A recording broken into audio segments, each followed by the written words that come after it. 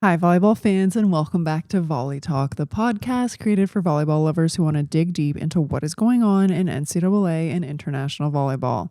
I'm your host, Sarah Pavin. I'm an Olympian, beach volleyball world champion, former Nebraska Cornhusker, and longtime pro, both indoor and on the beach.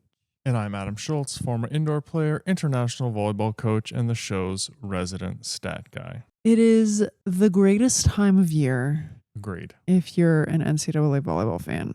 This week delivered some surprises, some wild stuff. Some bracket busters. You think you understand what's going on, and then the universe says, no, you don't. Very exciting time. Lots of messages. Adam's bracket is up and running. We got the whole works. People are engaged. You'll love to see it. So obviously, the next few weeks are going to be focused on the NCAA volleyball tournament. And because people have been asking, the winter will be more focused on men's NCAA and professional volleyball with a bit more Europe mixed in because we have had a lot of requests for European pro volleyball. So a lot of stuff coming down the pipeline, but until Christmas, we got to see the NCAA season out. We are very excited to talk about what has been going on this week. So let's get started.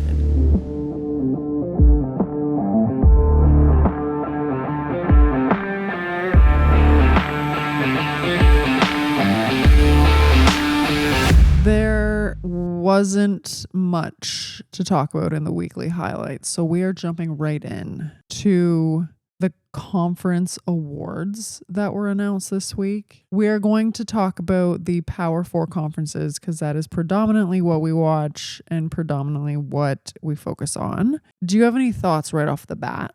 I do have thoughts right off the bat. I'm confused when they say conference team awards, a team generally denoting 6 people, 7 if you include the libero, and our award lists are double digits. It's outrageous. There shouldn't be 15 first team, 25 first team. In my opinion, it diminishes the quality of the award. You should give out 7, period, first team. Make it meaningful. Ladies and gentlemen, keep in mind Adam is new to NCAA volleyball. All American lists have never even been 6 players. We can break this down conference by conference. My point stands is that there's too many people getting awards. It waters down what it means. I don't disagree with you. There are too many people getting awards, period. Like I said a couple weeks ago, this setter of the year, defensive player of the year, we don't need that. Just give me player of the year, give me freshman of the year, and let's call it a campaign. We don't need to break it down by position. You're either the best player in the conference, the best newcomer in the conference,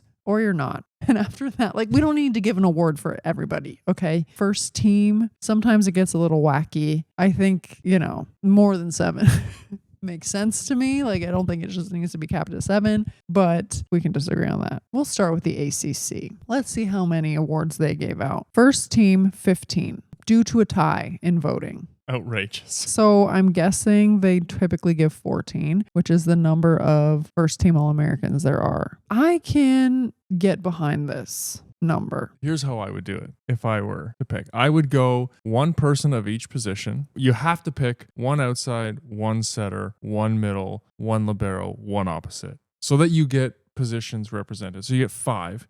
And then you can pick the next 5 best players to put on the list. 10 max. Because there's a lot of teams, there's a lot of conferences. I get it. But 10 max. Any more than that just seems wild to me. Let me just run through the names real fast. We don't need to dive super deep into this. Just let me know any surprises, any question marks. Okay. First team All-ACC. Nielis Cabello, Chloe Chicoine, Kara Cressy, Louisville. Heredia Colon and Rodriguez, Miami. Safi Hampton, North Carolina. Morgan Geert, no idea if that's how you say it, Notre Dame. Babcock, Bree Kelly, Brooke Mosher from Pitt. Avery Carlson and Malaya Jones from SMU. Lizzie Andrews, Spencer Etzler, and Elia Rubin from Stanford. I think there's 3 setters on that list. I think there's 4 setters on that list. Cabello, Rodriguez, Mosher, Carlson. Okay, 4 setters. My question is, if you're going to pick a Stanford freshman to put on the first team, why the heck are you picking Etzler? Erica Sayer did really well. Logan Parks did really well. I understand Parks is also a setter, so maybe that is what pushed her to second team. Who the heck knows? But you're picking the libero of all the Stanford freshmen you could pick. I just look at this and I think Babcock is in an air of her own. Like, she shouldn't be included in this list. This is how Adam gets around the 15-person limit. Just take her off the list. Does Safi Hampton, does she belong on the list with I have Olivia no idea. Babcock? I don't know. That's my point. Do any of these people belong on the list with Olivia Babcock? No. So what is it? Just a one-person award now? No, I get that. But my point is, I think this is a little watered down. Who do you think were the best two setters on that list? I would probably say Cabello and Carlson. Yeah, that's fair. That's who I would agree with. I don't know how they pick these. But I'm like, what makes you pick Chloe Chacoin over Peyton Peterson when Peterson was the highest scorer on the team for Louisville all season? Yeah, we're going name recognition here at this point because Chloe Chacoin to me didn't have a better season than Brooke Mosher. Should she be on it? I don't think so. I don't think so either. Everybody else, I think I could get behind everybody else. That's how we see it, okay? I think the best two players who had outstanding seasons for me, though, would be Heredia Colon and Olivia Babcock. I think those were the two excellent seasons. Standout Ruben had a great season. Yeah, that's fair. She doesn't Malia put up the Jones numbers. had a great season. You know what? I can get behind all these people. My question marks are Chacoin. I don't know enough about Hampton. Don't know enough about Gert and Etzler. Those are my question marks from that list. Sure. Okay, major awards for the ACC. Player of the Year, Olivia Babcock. Yes.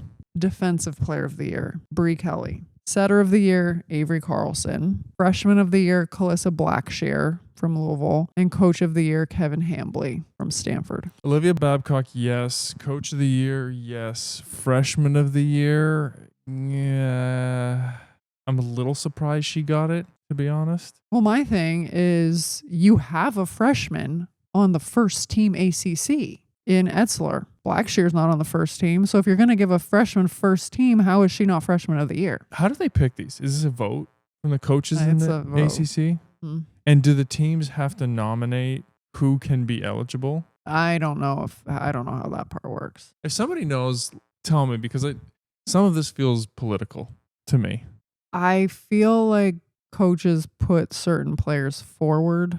So that and would then explain. They are voted upon, but don't quote me on that. I really have no idea. Well, because if that's the case, then that's why you get a Chacoin over a Peterson.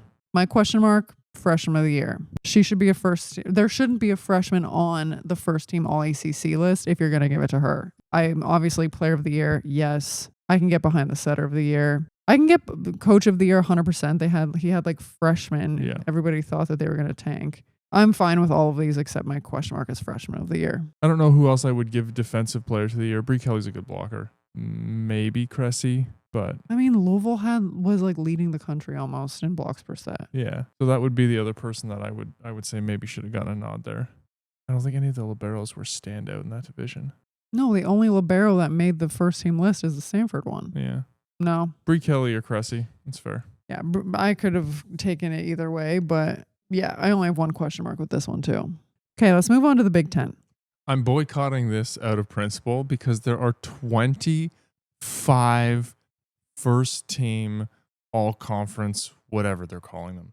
That's ridiculous. Like, it's basically like if you start for your team, congratulations, you're going to get a first team honor at the end of the season. That's 4 full teams. That's ridiculous. First team.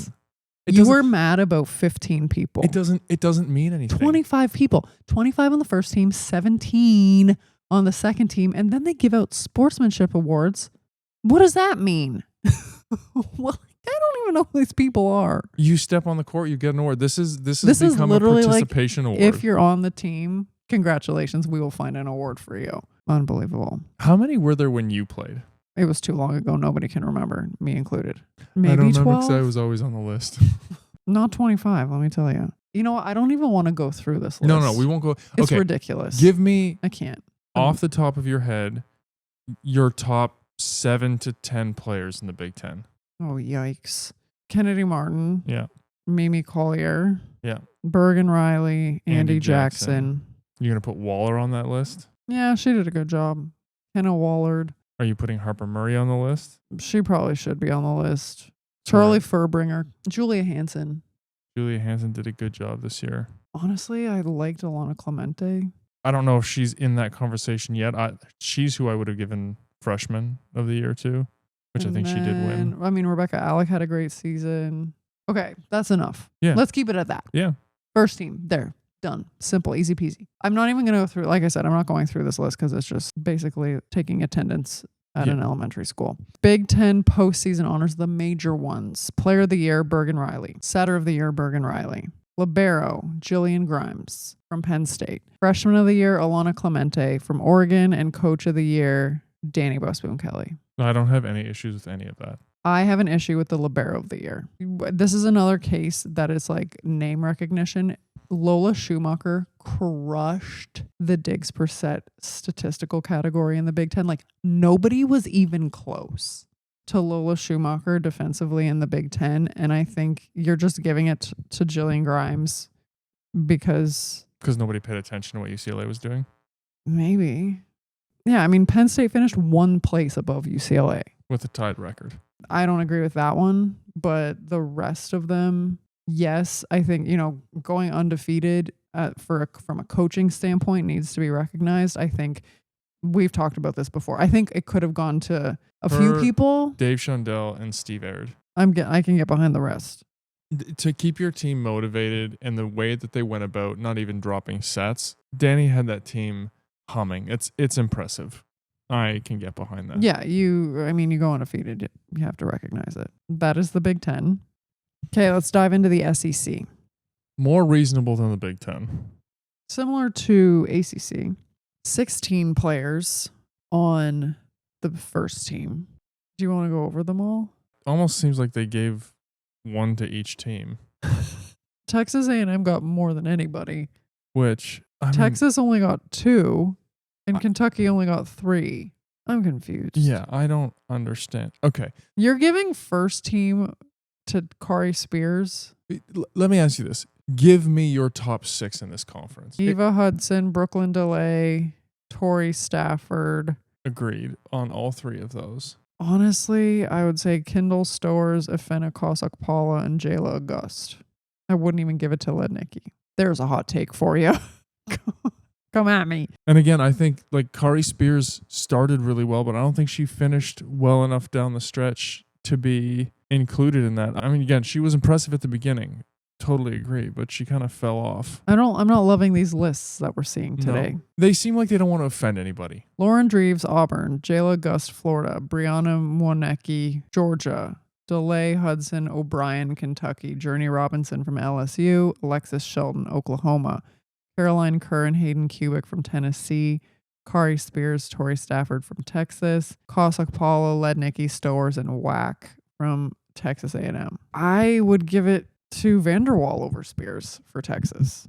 I would too, down the stretch. I don't think I would keep Wack on there. She led the country in assists per set, so that probably helped her a lot. I just don't love how they go about doing this. It doesn't make any sense to me. If you're going to put some comparison of positions, or how are you picking who is it, who has the most impact? Is it who has the most stats? Why did you get 4 from A&M? Like they did finished fine. the regular season second and then lost in the semis. How do you justify 4 players from that team, 2 from Kentucky and Texas? No, 3 from Kentucky. That doesn't add up to me. Yeah. All right. Well, the SEC mixes things up a little bit here. I kind of like this actually. Big awards. So, Player of the Year, Eva Hudson. Fair. Earned. Libero of the Year, Maya Sands from Missouri. What do you think about that? The SEC probably has the best liberos out of any conference. Agreed. I think Molly Tuzzo plays good defense. We all know what I think about her setting. And I think Emma Halter had a pretty good year as well. She did better than last year. I didn't Maya watch Sands Missouri play pretty a good. ton. She was good last year. She was year. good. Yeah. Those 3 would be fighting for that spot for me. But then we've also got a newcomer of the year in Eva Hudson, shocker. Freshman of the year, Cassie O'Brien from Kentucky. Fair. A scholar athlete of the year, Jackie Moore from Vanderbilt. And coach of the year was Craig Skinner from Kentucky. I agree with that as well. His team is playing well. Why do we need a newcomer? I mean, in this case, it's Eva gets both. I don't mind having the newcomer. I kind of like that if you come to the conference, if it's with all the transfer portals, if you come and make an impact, I'm okay with that. I will say for Cassie O'Brien, No setter of the year in this conference. they do have a libero, though. I was going to say, I thought Cassie struggled at the beginning of the year. She was a kind of a one-trick pony and just setting the left sides. But to her credit and to the credit of Craig Skinner and their staff, she has run a much more balanced offense leading into the tournament, which is good to see. I think she's improved a ton, so I can get behind that. I have no issues with any of these picks. Okay, let's wrap this up with the Big 12. Their first team had 18 people on it. Big 12 main awards. Player of the Year, Noemi Glover from Arizona State. I thought she was outstanding this year. She was fun to watch. She performed. A little adversity with some injury at the beginning of the season. No, she was good. And Arizona State was pretty dominant. I agree with that. I'm fine with this. Libero of the Year, Rachel Van Gorp, Iowa State. Setter of the Year, Morgan Brandt, Iowa State. Freshman of the Year, Sully Davis from BYU.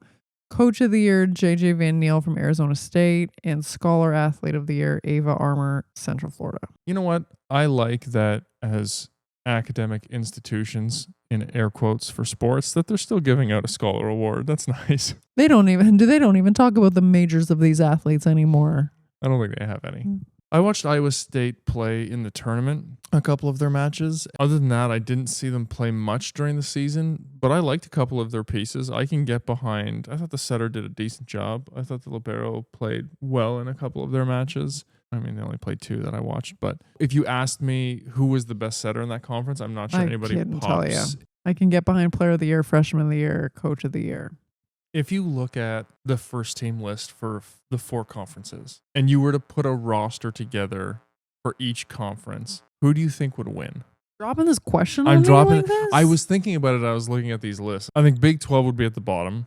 Yeah, Big 12 is at the bottom. Because like Big 10, you've got like a Bergen Riley, Kennedy Martin, Mimi Collier, Andy Jackson, and Rebecca Out. Oh, Big 10 could be solid. ACC would be Avery Carlson, Olivia Babcock, Bree Kelly, Kara Cressy, and then the left sides would be That's where they would struggle. Elia Rubin. They would not struggle with Elia. Dude, these would be good. And then SEC would be you'd have like a Cassie O'Brien with the left sides in the SEC. Who do you pick? Tori Stafford and Eva Hudson? Yeah, DeLay is your third option. And then you'd have a good libero in the SEC. But you wouldn't have a right side. Lednicki, who I took off of the first team list. Goodbye. The middles, Cossack Paula and Jayla Gus. Yeah. Dude, let's put a conference match together. Just take the Big 12 out of it. Yeah, I think that would be interesting. I'm curious what other people think. I think this is an interesting exercise. Post your lists on YouTube. I'd be curious to see. We're just kind of throwing this out here without much thought. Adam just completely caught me unaware with that question. I was just thinking about it. It's an interesting question. Pat yourself on the back for that one. Yeah, anyway, let us know what you think. Okay, those are the major awards for the Power 4 conferences. Honestly, though, I said what I said. Player of the Year, Freshman of the Year, Coach of the Year. Let's cap it at that. I don't need all the other stuff. 10 to 12 athletes max, first team. 10 to 12 max, please. Nobody wants to make a hard decision. Make the hard decision. Make it worth something. These awards should mean something. You know what? If you're giving it out to everybody, who cares? 6 teams in the Big 10. Half of the people got awards. Stop it. Outrageous. Just stop it. So yeah, let us know what you think. People are probably going to be like, stop it. There should be 50 people on the list. I don't know. I think people are going to agree with us. I don't think you should it cheapens the awards. I think it for sure cheapens the award. It means nothing. Anyway, let us know what you think. Do you agree with us? Do you disagree with us? We know you guys aren't shy of letting us know. Okay, let's dive in to rounds 1 and 2 of the NCAA tournament. Obviously, there's a ton of matches, so... Yeah, we are going to hit the highlights, the bracket busters, the things people want to talk about. I want to say over 300 people joined Adam's bracket challenge that he built. I'm pretty excited about it. It's fun. I apologize that the results aren't updated in real time. So for everybody who was refreshing their bracket after matches finished and it didn't work, my apologies. It was me. That was me. We'll build that in for next time, along with one suggestion of a chat option so we can trash talk each other, which I'll get behind. So I am like begging. The set modifier is really... Oh, it's fun. It's got me just hoping that teams just squeak out a set. A team will roll the first 2 sets and I'm like, no, they have to win in 4. This team better get it together. Like the North Carolina-Wisconsin game. I'm like, you guys, come on, get it together. They almost did. But anyway, great job, Adam. Thank you. Great job to everybody who signed up. Appreciate all the feedback that I got about that. So thank you. And if anybody has any other ideas, hit us up. I'm happy to incorporate them for next time. So let's go through round 1. The marquee match that messed everybody up was Tennessee getting upset by Utah State. I don't think a lot of people saw that coming. Although I sure didn't. I thought Tennessee had plenty of opportunities to put that game away, and they just couldn't make it happen. It was super frustrating to watch. I was upset. Utah State played great defense in that match, so they kept the rallies going. And Utah State had won like 21 matches in a row leading into that. So my bad not doing my research on that team, but I would have picked Tennessee anyway. No, well, I did. I went back and looked at all of the teams' records before I made my picks. And yeah, they beat a ton of teams, but they didn't have a ton of wins of note, which is why I thought Tennessee, having better competition leading into the tournament, would be able to pull it out. Now, Utah had a couple athletes who were pretty long who played well. Girl running that slide had a fast arm. Very fast arm. Utah had some good players. They were pretty fundamentally sound. I thought their setter did a good job delivering the ball. They surprised me. And obviously they surprised Tennessee. And I think they surprised every single person in our bracket. They pushed Arizona State in the second round. Well, no, after day 1, not one person in our challenge had a perfect bracket anymore. True. I think that match messed up everybody. You know what messed me up real bad and I'm not over it? BYU Cal Poly. Because you know what? I said in our preview episode, hey, I think BYU could potentially lose to Cal Poly. They lost to Loyola Chicago last year. I second-guessed myself. I said that, and I second-guessed myself, and I was like, you know what? There's no way. There's no way they're going to do this twice in a row. So I picked them to beat Cal Poly, and I am not over that. I'm not over it. Do you think that's a fireable offense? 100%. That's 2 years in a row. There is no reason this team should be losing first-round NCAA tournament 2 years in a row. Especially when they have. And one of the BYU personnel. Fans sent us that question a couple weeks ago, being like, something's wrong with this team. They like, why do they not win when they're so good? They don't. Their fundamentals are awful. They don't set each other well out of system. They make a ton of errors. They're inconsistent from the baseline. But like, then they have matches that they're so good. Yeah, but they literally looked like they could not play volleyball in that match. It's a preparation and mentality thing for me, I think, when they think they should win matches versus when they don't think they have a chance, and just executing skills at a base level. It was you called games in the Big West. You saw Cal Poly play. And granted, well, that's why I didn't think that but that's what I'm you would saying. lose to them. And granted, they played well. And they had a good winning stretch coming in. They were feeling good about themselves. No pressure, all of that. But BYU, if I was the AD there after those 2 years and those 2 performances with the athletes they have. Bye. Yeah, I think so. Gone. I think so. You know what else I can't let slide? Claire Little going down with that injury, crying on the floor, gets carried off the floor. Yeah. You get carried not just off the floor, out of the arena. You go back to the locker room, NHL style, gets stitched up. I thought she was done for good. I thought it was looked like she was being taken to the hospital. Career-ending injury here, okay? No. This girl comes back literally 2 plays later and is jumping. That was wild. I'm sorry. You're on the ground sobbing. You get carried off the court, and then you're back jumping 2 plays later. I can't get over that either. But that to me is a microcosm of how the team functions. Adam, searching for deeper meanings. But really, this happens. It's the end of the world. It's all over. Oh wait, no, I'm okay. we can keep going. That's what it looks like. Sometimes there's an out of system set. and the person who's setting the ball looks surprised that that's their job or that's what they're doing. And then it looked very disorganized. and she should be the one setting the tone for that team. It's not, things are not looking good at BYU. That's Very 2 bad. in a row. You know what other first round match messed me up? I should have had faith in Marquette. I thought Western Kentucky was going to be sneaky because they're usually pretty sneaky. You don't hear much about them. They fly under the radar, but they're usually good to get a win in the tournament. So I was like, you know what? They're going to do it. That pick put me ahead of you. I that picked Marquette. pick is going to be the one that comes back to bite me. That one in BYU. If I had gone with if I hadn't tried to be so sneaky with Western Kentucky, that's one thing. But if I had gone with my gut on BYU, those two are going to be the end of me.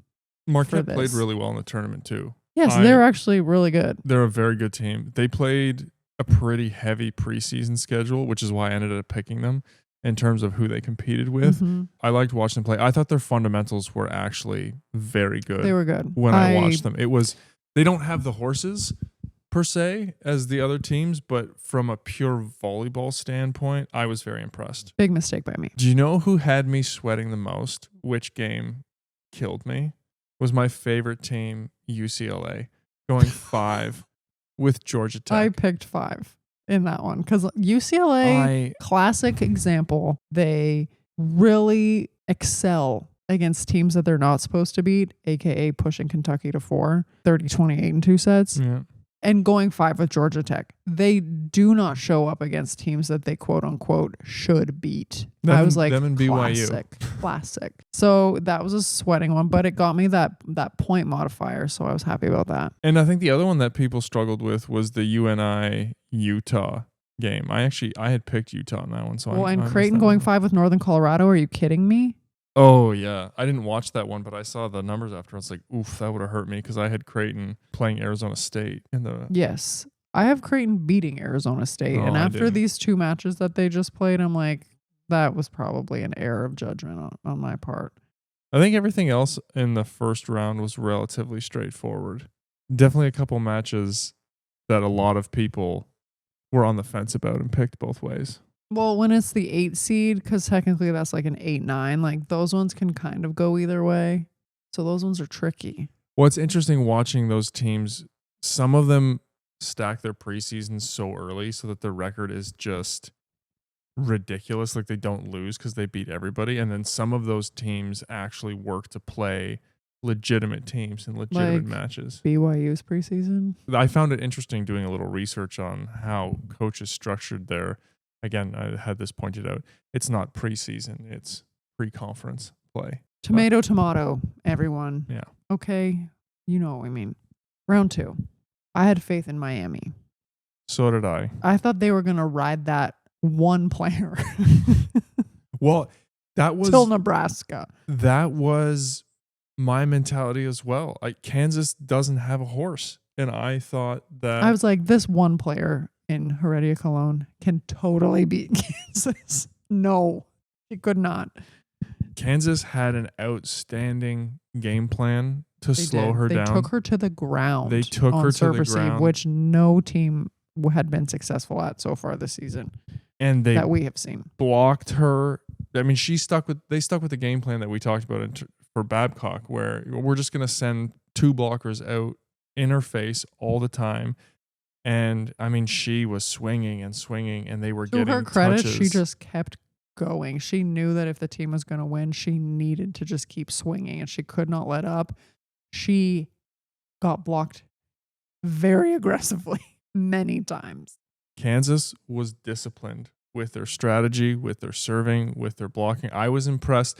Watching that match, I was like, man, they were very prepared. I was impressed with their serving precision. Yes. And how they were able to just completely take her to the ground and take her out of some options. And I'm disappointed that Miami didn't see this coming and that they didn't have an alternative or an alternate strategy to shift to at least try and throw Kansas off. Like, Miami didn't make any changes. They just kept setting her the ball over and over and over again, and we're hoping for a different result. I tuned in after Miami was down 0-2. Heredia Cologne did not start well. I think she Well, and hit I don't think their right side or left side started well either, because Yeah. by the time I started watching, I was like, these players haven't played all season. Like, yeah, it was not great for Miami. I thought they should have. With a player like that, you should have been able to win, I think. You had one player that you were relying on the whole season. Kansas, like, has more pieces. Yeah. They needed to take the Kentucky approach where yes, you have those players, but we're working to But get let's everybody work else. on everybody Yeah. else. Yeah. So that one messed me up. I was worried that Texas A&M was not going to pull it out against TCU because I had them going relatively far. And I will give TCU credit. They played better than I have seen them play in the second half of the season.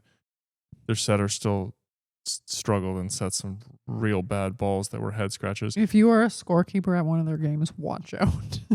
I didn't think that Texas A&M and TCU match was a good volleyball game. There were Lednicki wasn't.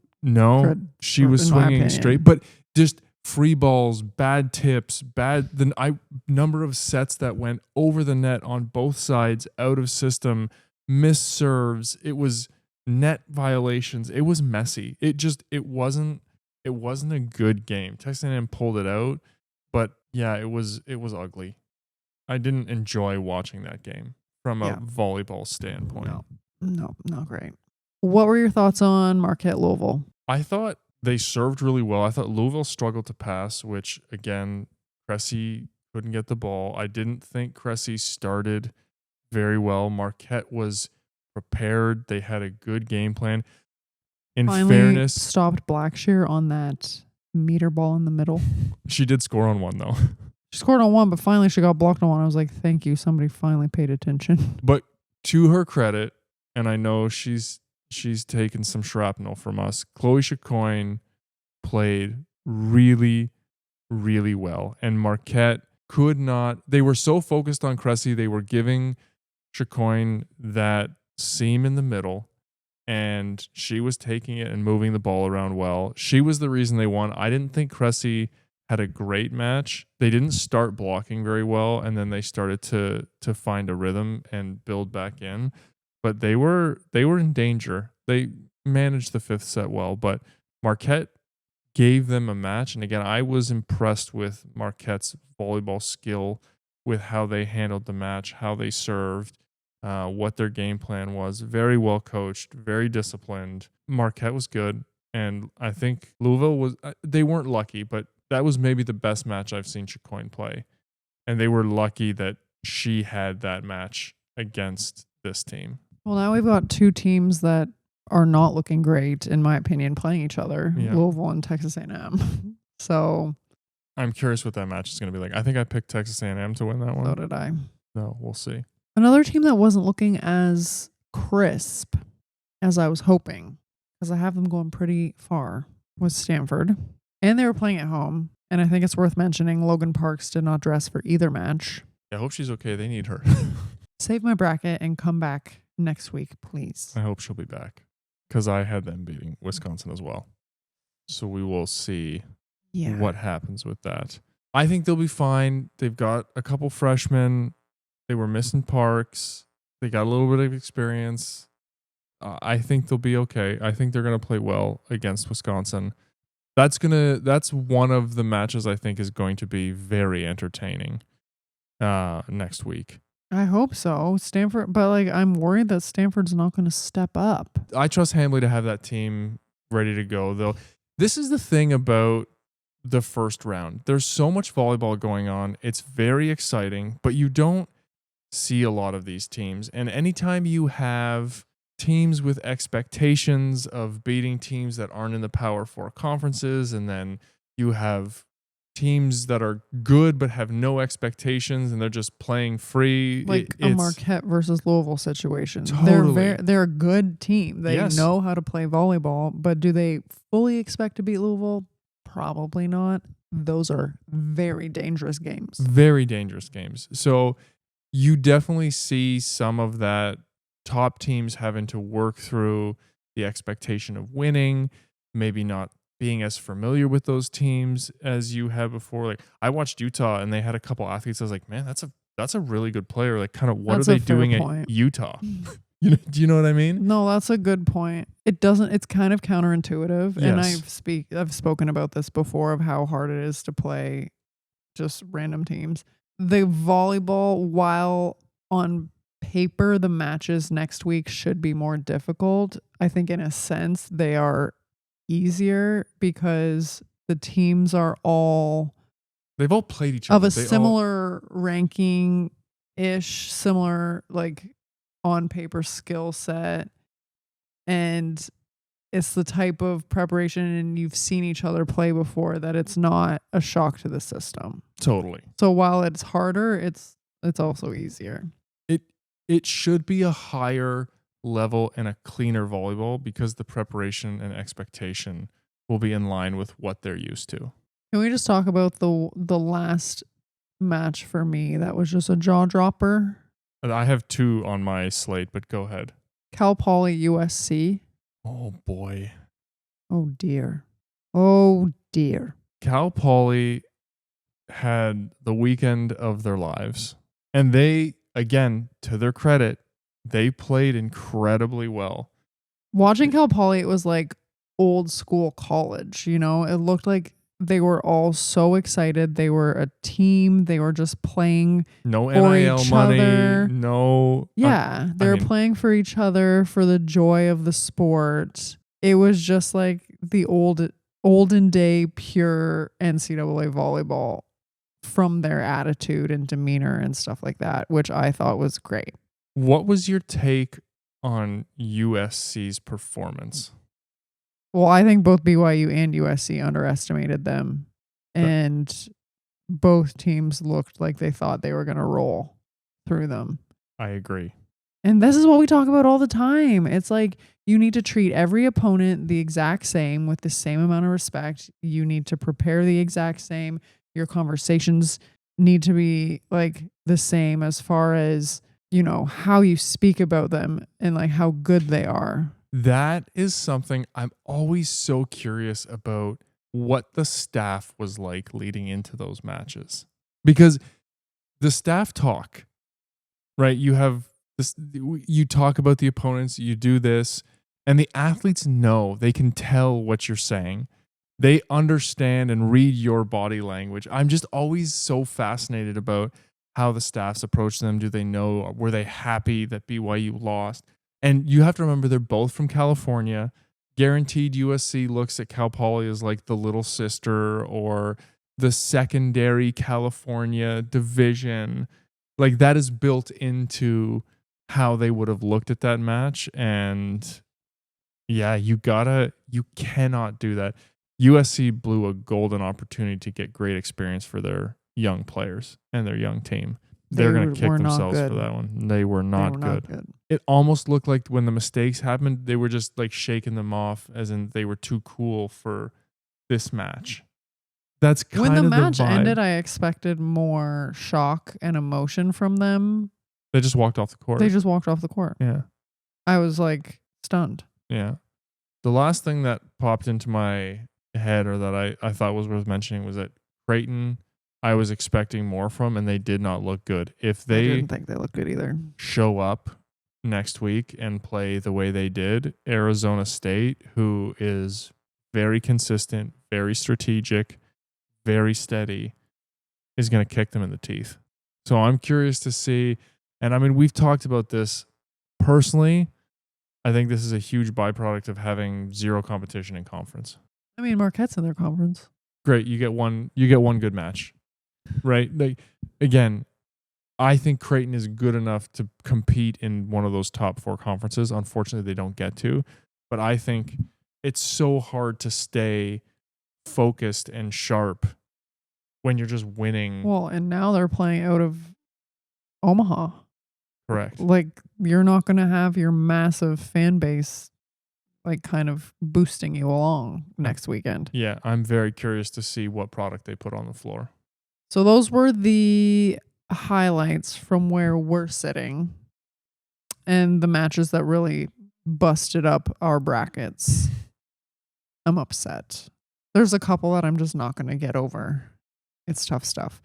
But yeah, those are the ones. We watched a ton of volleyball this weekend. I was a little annoyed that on Saturday, all of the games were kind of at the same time. Yeah, what are you doing? We were flipping. I wanted to start watching volleyball at 9 a.m. and finish watching at 8 p.m. That was my goal. Like, give Adam what he wants, okay? Come on. But no, lots of games overlapped, which was unfortunate. Yeah, that was Another weird. reason that Stanford should have hosted in the Pacific time zone, it would have made that a little easier. Right? You could have just moved across the country.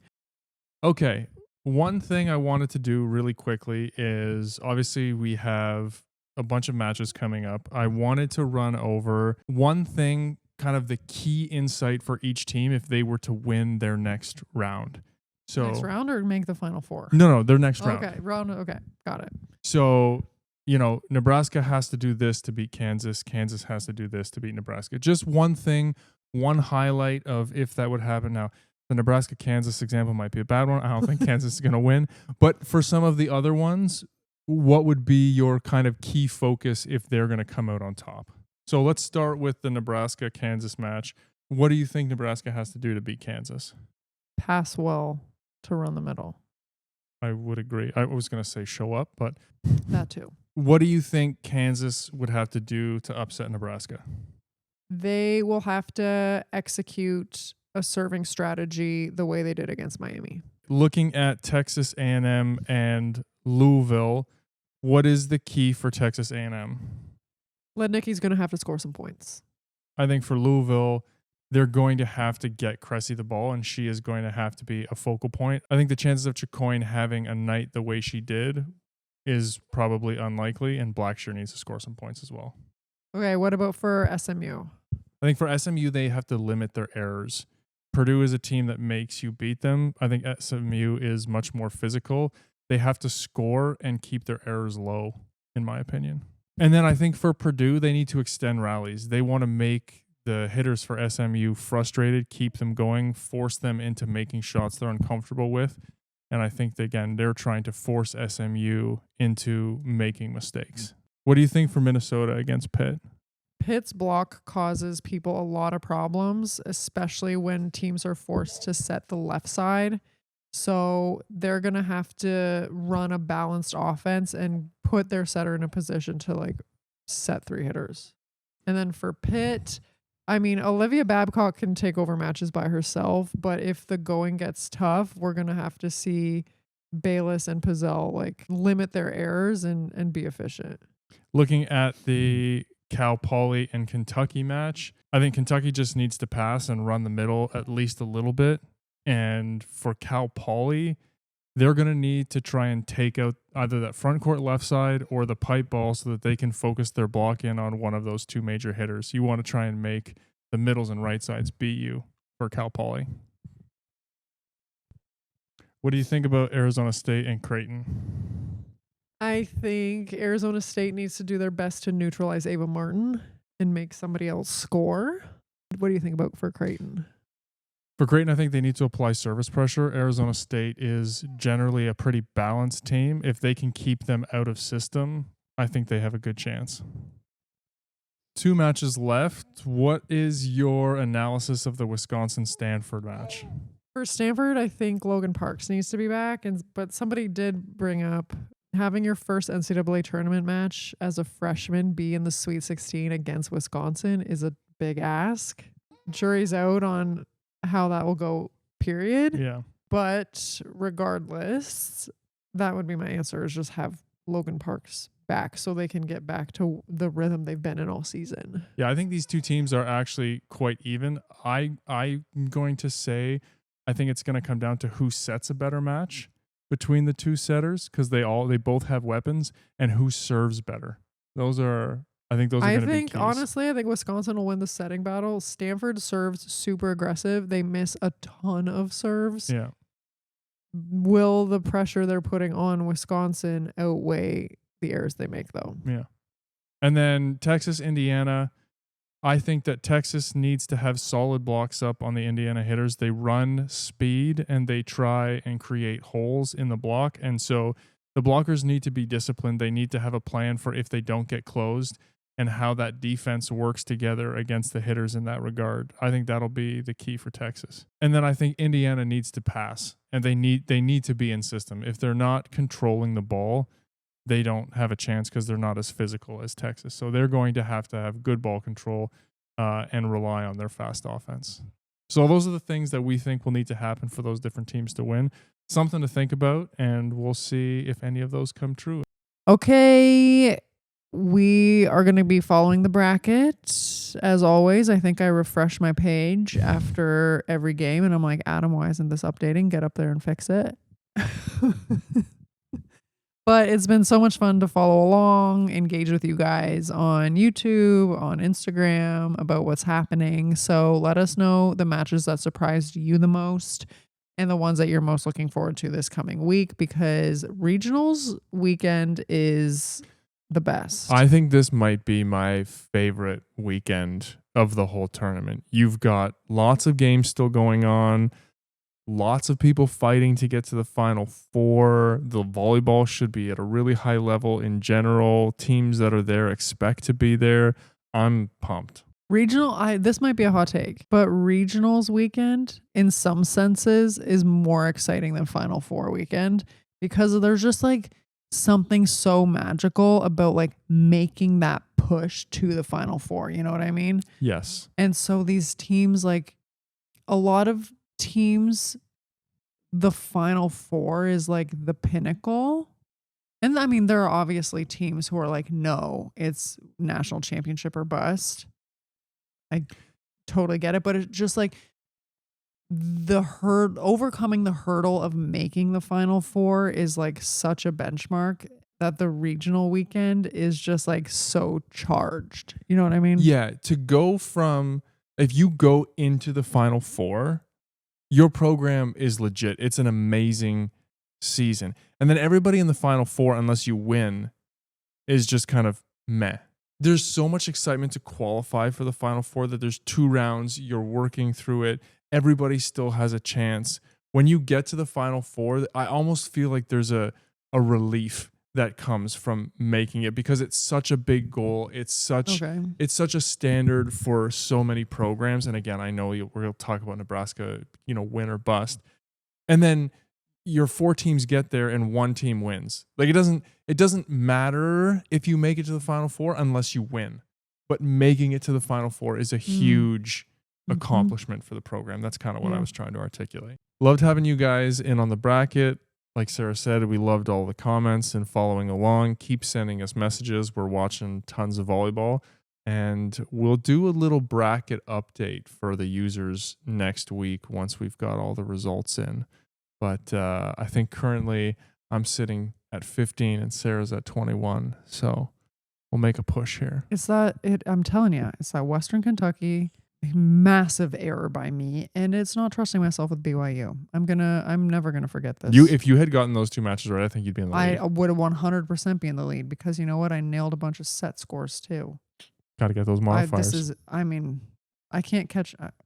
I'm upset. Question 1. I believe we have had a question very similar to this in the past, but I've had a couple more people ask me this in recent weeks. So let's just address it again. And if we haven't addressed it, then I'm just wrong.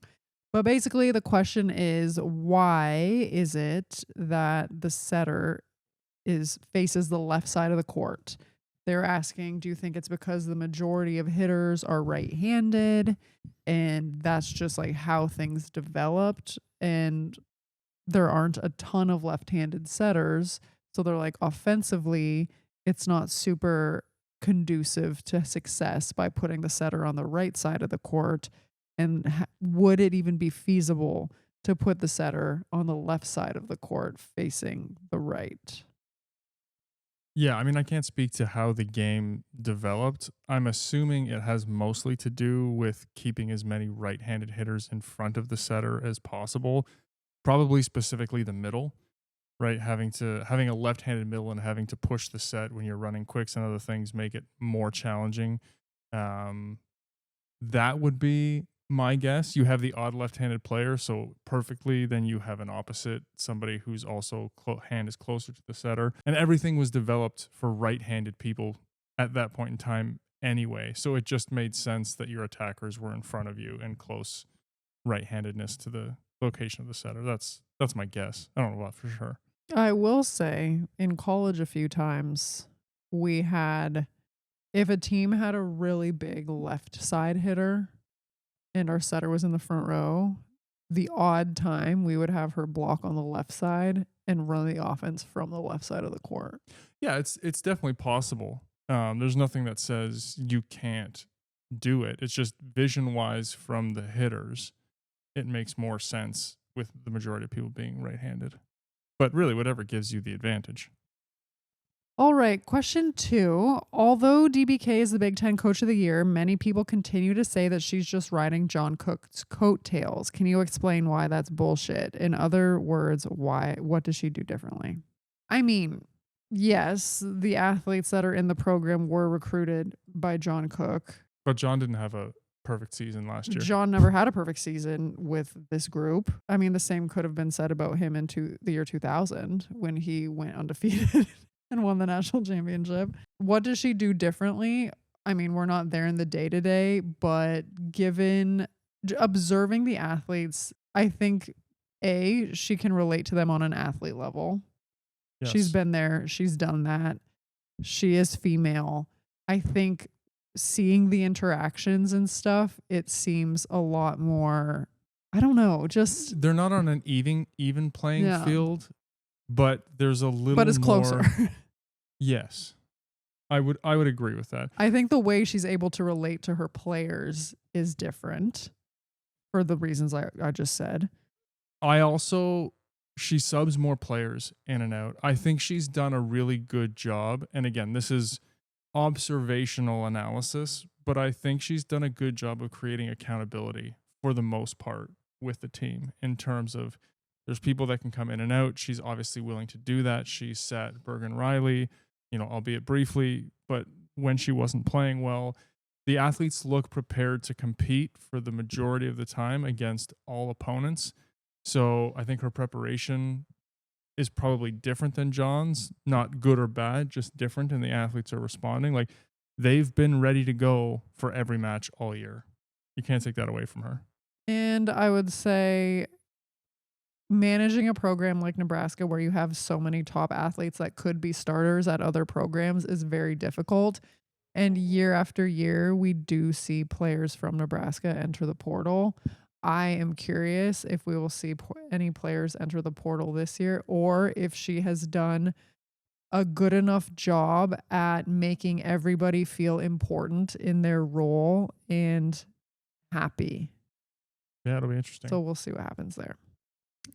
Okay, question 3. How do you feel about having co-champions in conferences? And an example that was given was the D2 GNAC conference had 4 co-champions this year.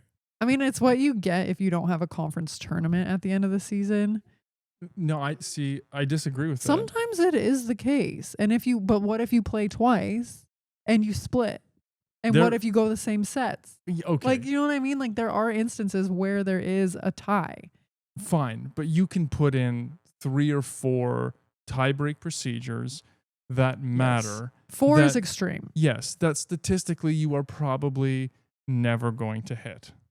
So for me, I like the tiebreak procedure because it forces you to be ready to go and to play all the time. It's not just wins and losses. It's about how you compete. It's about how you win. It's about if you're having an off day, can you take a set? I personally think it should be 1, 2, 3, 4 all the way down. I don't like ties.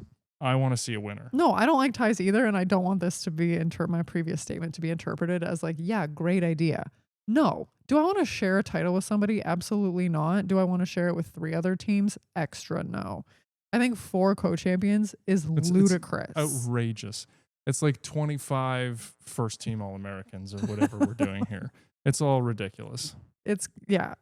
And I agree. If you go far enough down the list, you will hit a tiebreaker that works. Yes. I don't love co-champions, but I also don't really love the end of season conference championship too, because the number of teams that get screwed over by that, like, have such a great season and then happen to drop a match to some team, and I'll use the Big West as an example.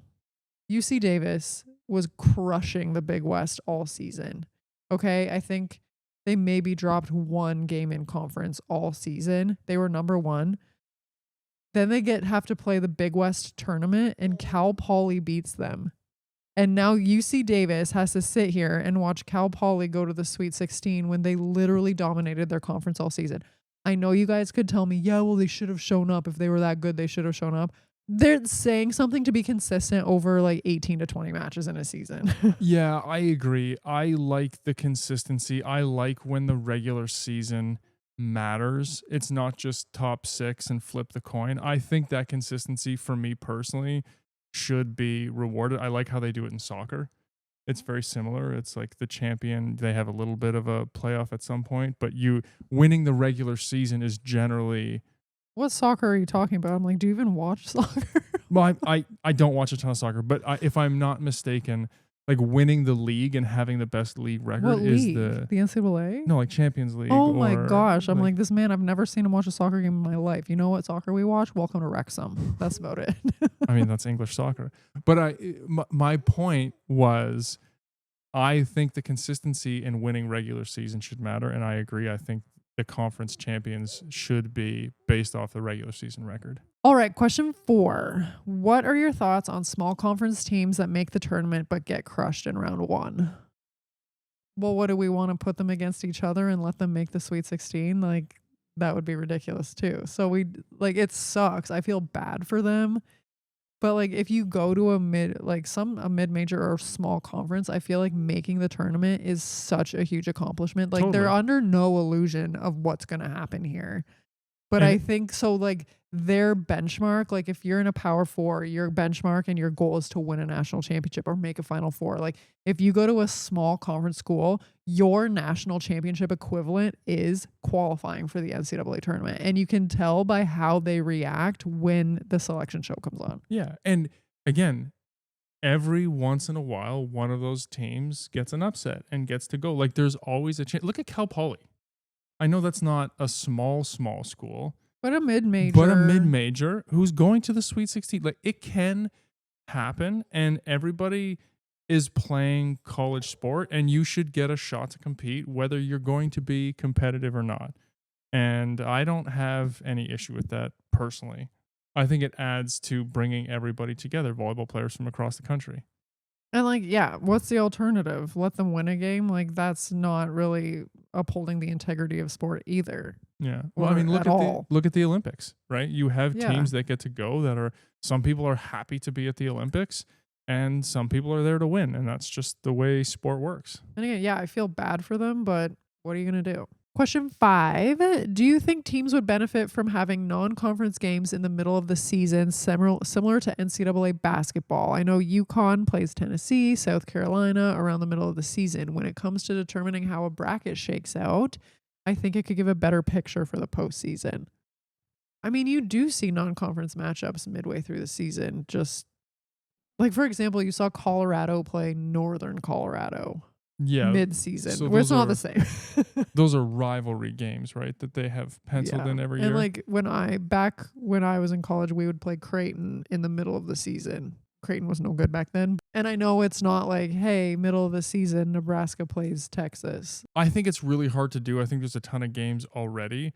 I think there's a couple cases where it would be beneficial. Like right now, Creighton would benefit from being able to play a couple really good teams. Yeah. Marquette. There's a couple teams where they should be a quote unquote Power 4 team, but their school's not in that conference. Or maybe if you're like a bubble team for RPI, you have a chance to play a higher ranked team to try to boost your RPI and give yourself a chance to get an at-large bid or something. Yeah, I think there would be some sort of mini, I don't want to call it a play-in, but if you're ranked 55 to 70, you get 2 matches against like a top 15 team, not necessarily a top 10 or something along the lines. It could be interesting. I don't think it will ever happen. Like I just don't know how it would happen because they're traveling so much and playing so much, and like when do they go to school? And the conferences have gotten so large. Like if you're in the Big Ten, you're traveling across the country. Like you're playing professional sports at this point. But I do think it's an interesting concept, and I think if they could pull it off in a meaningful way, it would be interesting and valuable and beneficial for those teams. All right, question 6. Given how Penn State's season has ended, I wanted to bring up the topic of Kennedy Martin again regarding transferring. Do you think if Izzy Stark were to go to Texas, that Martin may go as well, provided that their relationship is okay? Could we potentially see a Texas lineup with Stark, Kennedy Martin, Kari Spears, and Tori Stafford on the outside, Gary at libero, and then Ames and Harvey in the middle? I don't think Kennedy Martin is going to go to Texas if she were to transfer. Something just tells me no. I've been surprised before, though. I can't speak for Kennedy Martin, but for me, if I came to a school thinking we were going to be competitive and my teammate did that, I would be a little sour. I probably wouldn't follow her anywhere. Yeah, I'm not sure I'm following her anywhere. So I don't think this is a realistic scenario. Okay, how? Let's say it is. How do you think this team would do? Well, I have one other thought about this. I don't think Spears takes Vanderwall's spot on the left side. I was thinking that when I read this question. I'm like, do we think Spears would beat out Vanderwall on the left side? I'm not sure. I mean, this team would be very good, but you're still hosed in the middle. Yeah, the middle. Like Harvey might be, she's young. She might be getting better. But like Ames is not doing what I thought she would do in college, honestly. Yeah. But I mean, they would be good. Can you imagine Tori Stafford, Izzy Stark, and Kennedy Martin on the same team? That would be pretty there's a lot sick, of firepower there.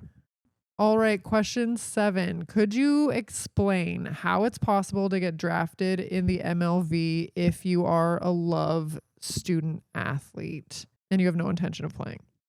Sometimes MLV might be uncertain if an athlete will play for them, and in those cases, like for example, an Eva Hudson case or a Kos Okpala case this year, there is a chance that a Love team will pick them up, but they are drafted by MLV teams, so the team gets their rights.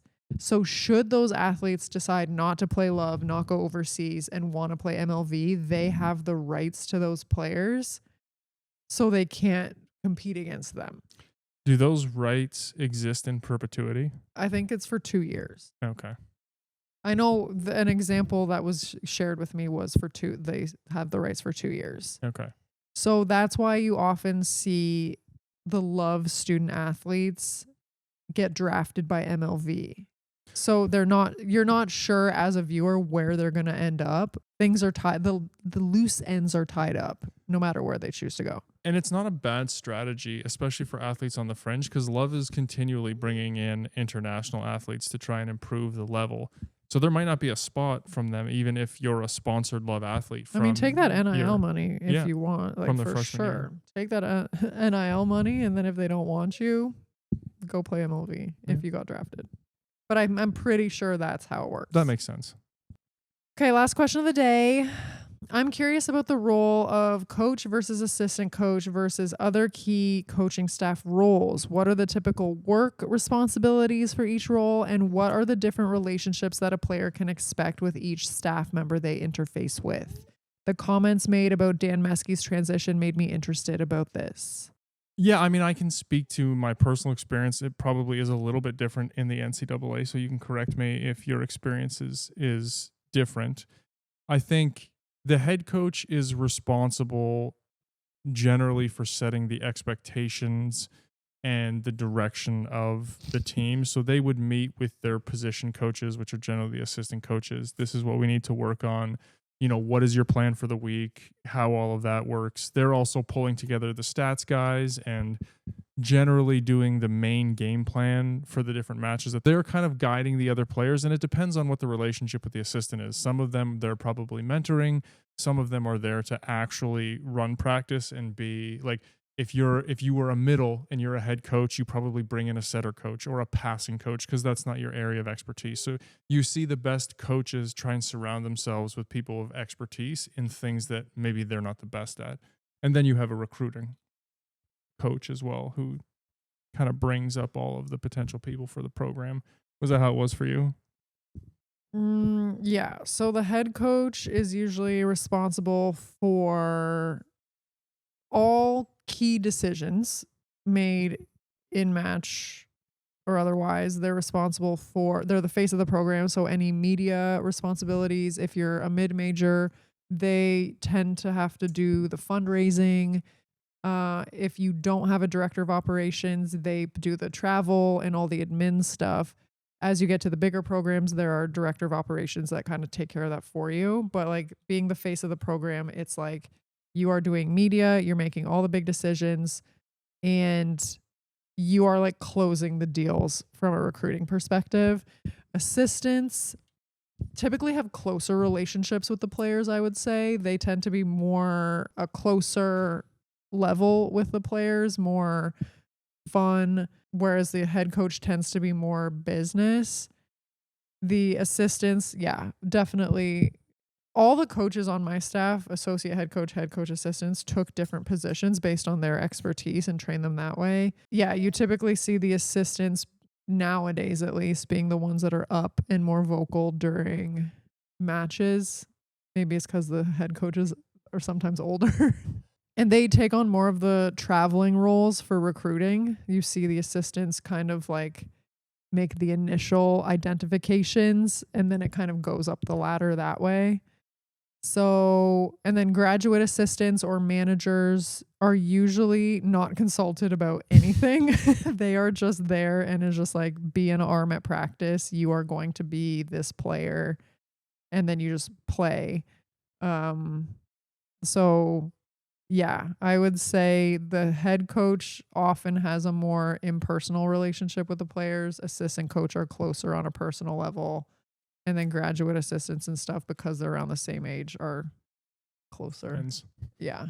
I don't know. I don't know if that answered the question, but Obviously, the matches to watch this week are everything NCAA. and there's Club World gonna be good. Championships for women. Club World Championships is this week as well. You can catch that on VBTV. I believe the schedule is posted there as well. Check out the Orlando Valkyries for North America. We've got the usual suspects, Corneliano.